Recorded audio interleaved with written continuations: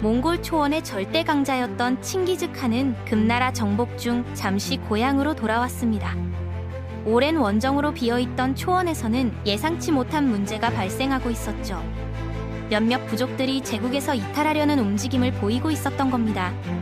한편 칭기즈칸은 서쪽 지역과의 교역 확대를 위해 실크로드 건너편에 위치한 호라즘이라는 강력한 왕국에 외교 사절단을 파견할 계획을 세우고 있었습니다.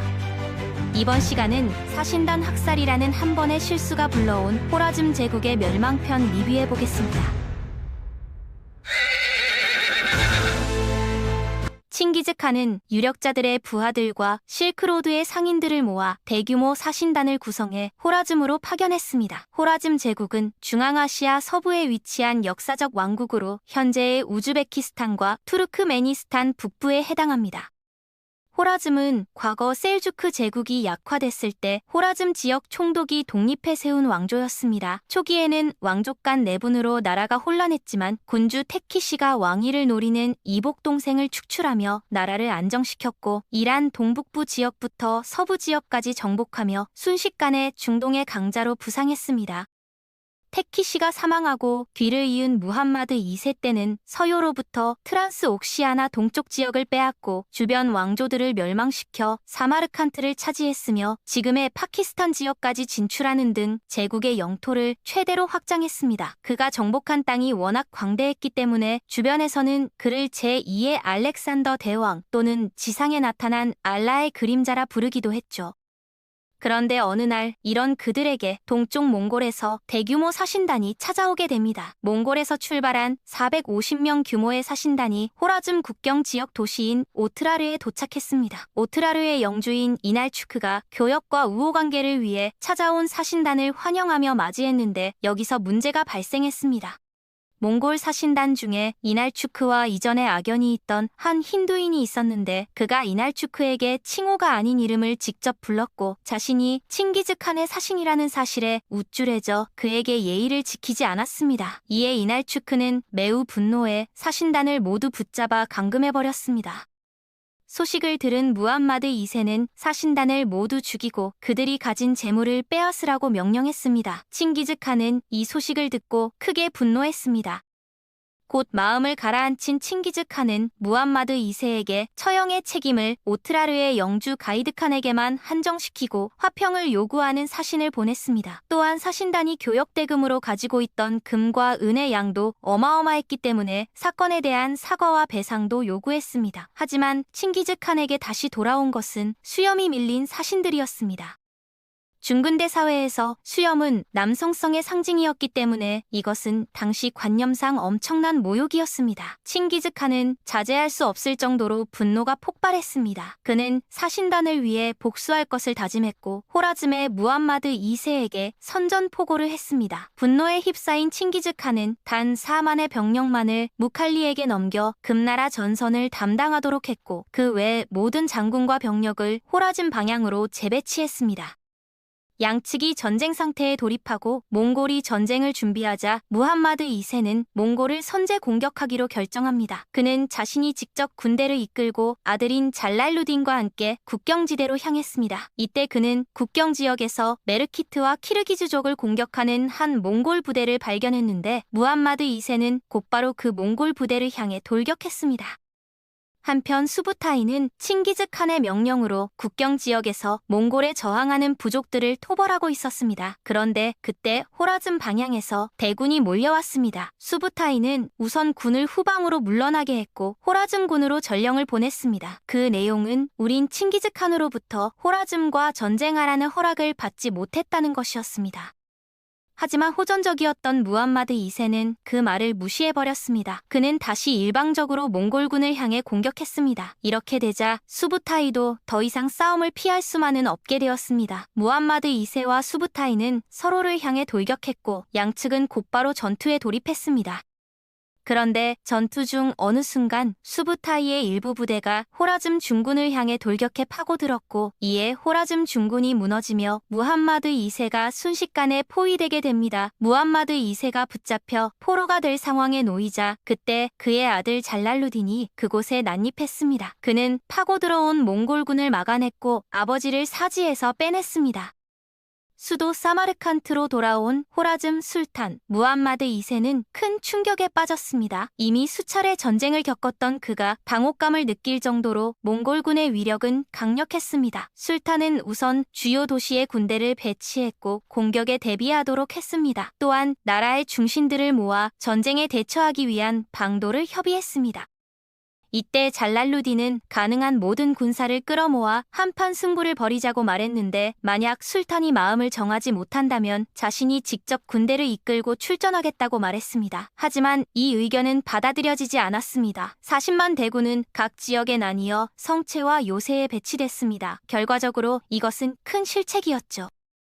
1219년 여름 몽골군이 이르티시강 상류에서 집결했습니다. 이때 몽골군 병력은 약 15만 정도로 호라즘군의 40만 병력에 비하면 수적으로 크게 열세였습니다. 하지만 무함마드가 군대를 분산 배치했기 때문에 각 지점에서는 어떻게 될지 알 수 없었습니다. 한편 두 아들에게 오트라르를 공략하도록 한 칭기즈칸은 맏아들 주치에게는 시르다리아강 하류의 양기켄트 방향으로 공격을 지시했습니다.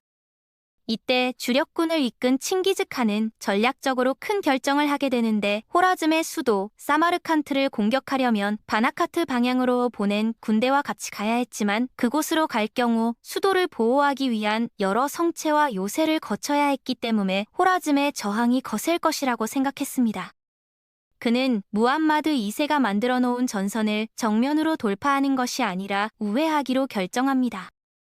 칭기즈칸은 주력군을 이끌고 키질쿰이라는 거대한 사막으로 향했습니다. 이곳은 인근 지역에 거주하는 유목민족조차도 생존이 어려워 선호하지 않는 곳이었습니다. 물론 칭기즈칸이 아무런 준비 없이 사막으로 향한 것은 아니었습니다. 사전에 첩보원을 통해 오아시스로 이어지는 길을 아는 길잡이를 찾아냈고 그를 포섭했습니다.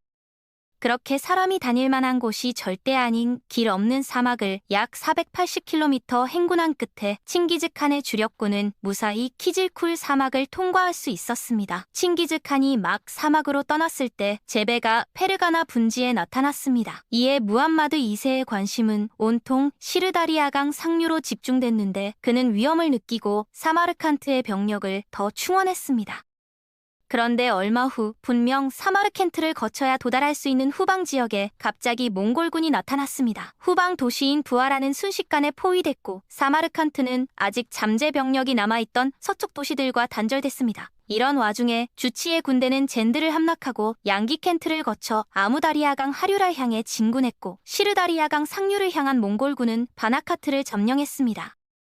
칭기즈칸의 우회 공격은 호라즘에 있어서 엄청난 타격이었습니다. 호라즘이 싸우기 위해 준비해놓은 전선은 몽골군의 주력군을 잡아놓지 못했죠. 후방에서 칭기즈칸에게 포위된 부하라의 군대는 2만 명이었는데 주민들은 몽골군에게 성문을 열어주었습니다. 도시에 진입한 몽골군은 주민들이 성문을 열어주었기 때문에 그들을 죽이지는 않았지만 주민들을 동원해 요새에서 항전하던 수비대를 상대로 싸우게 했습니다.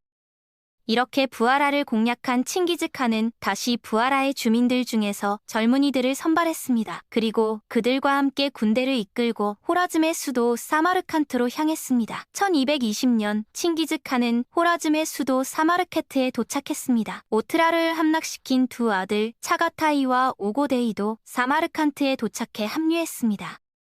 그들은 사마르칸트의 성벽을 둘러보며 공략할 방책을 생각했는데 그러던 중 술탄 무함마드 2세가 사마르칸트에 없다는 사실을 알게 됩니다. 칭기즈칸은 즉시 제베와 수부타이에게 2만의 병력을 나눠준 뒤 술탄을 뒤쫓게 했습니다. 그러면서 칭기즈칸은 호라즘 정복이 3년이면 완수될 것이라고 예측해 무함마드 2세 추격 임무의 기한 역시 3년으로 정했습니다. 제베와 수부타이는 칭기즈칸의 명에 따라 서둘러 호라즘의 술탄을 쫓았습니다. 그들은 술탄의 정보를 수집하며 이동했는데 먼저 사마르칸트 남쪽에 있는 바르로 향했습니다. 그곳의 주민들은 몽골군에게 성문을 열어주었고 제베와 수부타이는 그곳에 관리할 다루가치 한 명을 남겨두고 길 안내를 얻어 곧바로 다시 서쪽에 있는 자바로 향했습니다.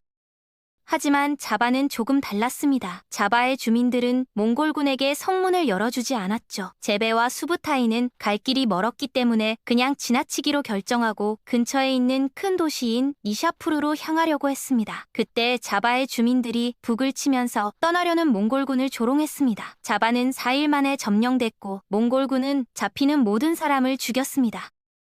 니샤푸르에서 술로 하루하루를 보내던 술탄은 어느 날 제베와 수부타이가 몽골군을 이끌고 추격 중이라는 정보를 듣게 됩니다. 그리고 그들이 이미 니샤푸르 근처까지 왔다는 정보도 말이죠. 그는 즉시 이스파라인으로 도망쳤는데 먼저 자신의 가족들을 다른 곳으로 보냈습니다. 마잔다란 지방에 도착한 술탄은 몸을 숨기기 위해 아베스쿤의 작은 섬으로 들어갔습니다.